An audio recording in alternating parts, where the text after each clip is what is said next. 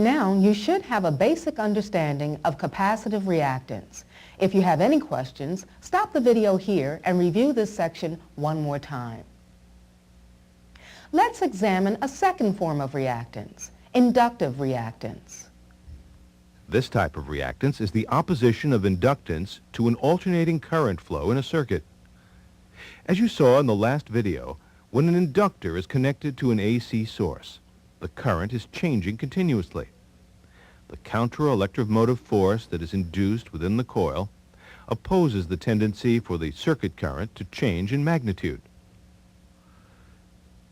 This opposition to changes in current in a coil is called inductive reactance and is designated as X sub L. The amount of inductive reactance presented by any particular coil depends primarily on two quantities, frequency and inductance. As you saw with capacitive reactance, there is a mathematical relationship among these three quantities that is represented within this formula. X sub L equals 2 pi F times L. 2 pi F represents the rate of change of the current, where the frequency F is in hertz. L in the formula is equal to the inductance in henries. Let's solve some problems using the formula to better understand inductive reactance. First, the frequency will be altered. Since an inductor is simply a length of conductive wire that has been wound into a coil, you can assume that its resistance is 0 ohms. In this example, the inductor, represented by this inductor substitution box, is a 0.4 Henry coil. The frequency of the voltage source will be 60 hertz. Substitute these values in the formula for inductive reactance. Now work the equation.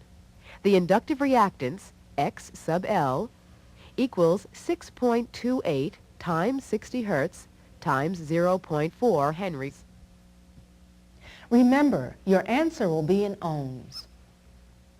Solving the equation, the inductive reactance equals 151 ohms. Let's try another example, keeping the inductance fixed at 0.4 henries. But this time, the voltage source frequency will be doubled to 120 hertz. Once again, substitute the values in the formula. 6.28 times 120 hertz times 0.4 henries yields an inductive reactance of 301 ohms. Looking at the two solutions, notice that doubling the circuit frequency doubled the inductive reactance. This is a direct relationship. Because of this, if the original frequency of 60 hertz is reduced by half to 30 hertz, then the inductive reactance will also be halved to approximately 75 ohms.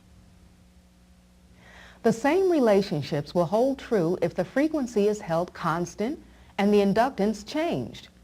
As the inductance is doubled, the inductive reactance is doubled. For example, you've already calculated that with a frequency of 60 hertz and a 0.4 Henry coil, there will be an inductive reactance of 151 ohms. By increasing the inductance to 0.8 Henries and completing the calculations, the inductive reactance is doubled to 301 ohms. As you can see, the correlation between frequency, inductance, and reactance can be summarized by saying that the inductive reactance varies directly with both the frequency and with the inductance of the coil. But now let's compare the waveforms of the voltage and current of an inductor in order to better understand their relationship. Once again, graph paper will be used. The current in an inductive circuit takes the form of a sine wave if the applied voltage is AC. Remember, the greatest rate of change in a sine wave occurs when it intersects the baseline at 0, 180, and 360 degrees. Remember, too, that the least rate of change occurs at 90 and 270 degrees. Now let's compare this with a voltage curve. Since the counter EMF that is induced in a coil increases with an increasing rate of change in current, the CEMF will be at its greatest when the current is crossing the horizontal axis at 0, 180, and 360 degrees. Conversely, when the change in current is at its minimum, at 90 and 270 degrees, the amount of counter EMF induced in the coil is at its minimum value of 0. Once again, these concepts can be depicted graphically by connecting the dots.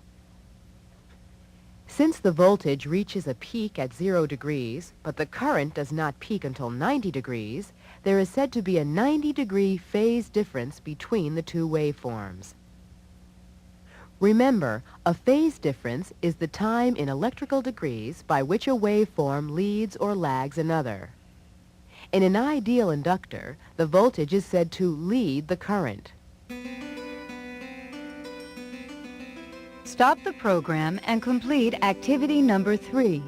When finished, continue watching the program.